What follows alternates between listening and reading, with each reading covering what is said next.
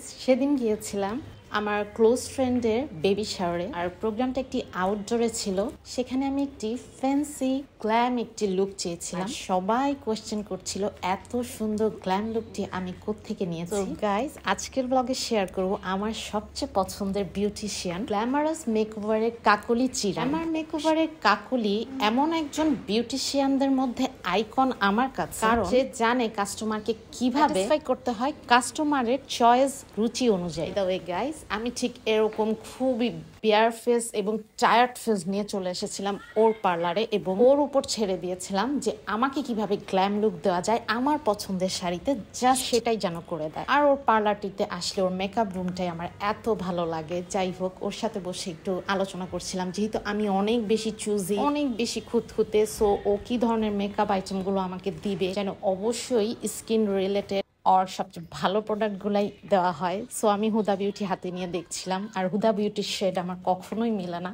আর ওর কাছে ব্র্যান্ড নন ব্র্যান্ড যেহেতু বাজেট অনুযায়ী কাস্টমার হ্যান্ডেল করতে হয়, সেটা বিউটিশিয়ানদের উপর ছেড়ে দেওয়াই বেটার। বাট তারপরও আমার সবচেয়ে ভালো লাগে যে কাশিস থেকে শুরু করে সব ধরনের আই প্যালেটগুলো, মরফি, অফরা, সবকিছুই সে ব্র্যান্ডের মেনটেন করে। তো যেখানে আমি অনেক বেশি খুঁতখুঁতে এবং আমি নিজে মেকআপ করতে লাইক করি, সব ব্র্যান্ডেড মেকআপ আমি ইউজ করি, সেই মেয়ে বা গ্ল্যামার মেকওভারে যাব না। কারণ কাকলি জানে কিভাবে একটা সিম্পল মেয়েকে পুরাই মডেল লুক দেওয়া যায়। আর গ্ল্যামারাস মেকওভারে তাদের প্রোডাক্ট, ব্রাশেস, লিপস্টিক সবকিছুর জন্য আমার একটি আস্থার জায়গা অ্যাকচুয়ালি। আর তোমাদের সুবিধার্থে কিন্তু আমি ভিডিওতেই ওদের অল প্রোডাক্ট উইথ ব্র্যান্ড সবকিছুই দেখিয়ে দিলাম। আর মিরপুর 10 নম্বর যেহেতু আমাদের এরিয়ার ভিতরে, এরিয়ার পার্লার গুড়াতে এরকম শি গ্ল্যাম, অফরা, মরফি এই ব্র্যান্ডগুলো নিয়ে মেকওভার সালনে কাজ করতে কিন্তু একদমই দেখি। বাই দ্য ওয়ে গাইজ, আমার মেকআপ কিন্তু শুরু। আর আমি মেকআপ করার ফার্স্টেই কখনোই আমার ফেস দেখাতে চাই না। অ্যাটলিস্ট আমার অনেক বেশি ভয় লাগে যে কেন এরকম দেখা যাচ্ছে সাদা ফকফকে।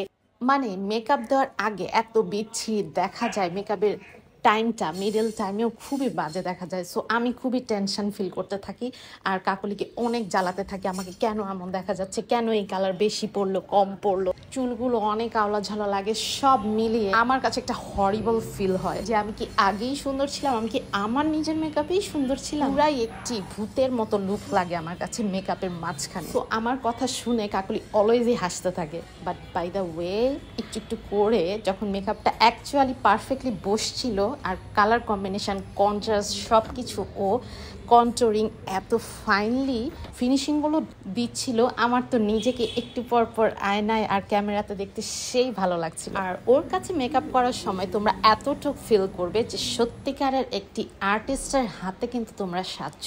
এবং সিরিয়াসলি কাকলি হচ্ছে একটি সিনিয়র মেকআপ আর্টিস্ট অলওয়েজ আমাদের কাছে। আমি আমার শাড়ি এবং মেকআপের সাথে মিলিয়ে হেয়ারটা একটা মডেল লুক চাচ্ছিলাম, আর হেয়ারটাও জাস্ট হালকা কার্ল চাচ্ছিলাম। ওর জাদুর হাতে এত নাইসলি আমার হেয়ারটাকে এত অল্প সময় করে দিল।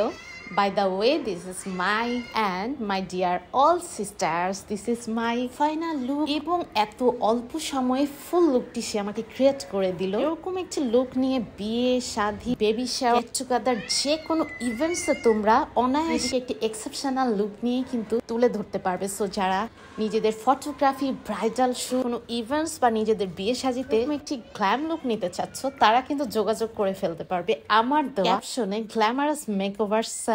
আল্লাহ হাফেজ।